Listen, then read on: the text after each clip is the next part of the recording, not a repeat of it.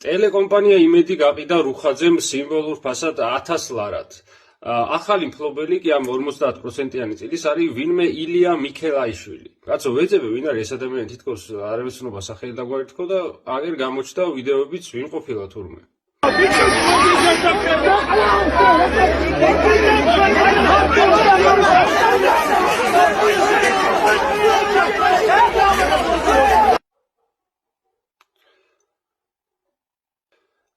ხო და აი ჩემი აზრით ეს გადაწყვეტილება არის არასწორი, იმიტომ რომ ამ ადამიანს შეიძლება გაუჭირდეს რომ მის ხელში ტელევიზია იყოს დამოუკიდებელი და მიუკერძოებელი, როგორც აქამდე იყო ტელეკომპანია იმედი, იმიტომ რომ ნებისმიერი ნორმალური ხელისუფლების პირობებში სავარაუდოდ გაასამართლებენ ამ ადამიანს ჯგუფური ძალადობის ფაქტზე და შესაბამისად ახლა ამ ადამიანს არ ენდომება რომ ხელისუფლება შეიცვალოს და ვინმე ნორმალური მოვიდეს, ვინც აი ამ დანაშაულებს გამოიძიებს და ამიტომ ვუშვებო არაუდს რომ იმედი შეიძლება ისეთივე დამოუკიდებელი და მიუკერძოებელი არ იყოს როგორც აქამდე.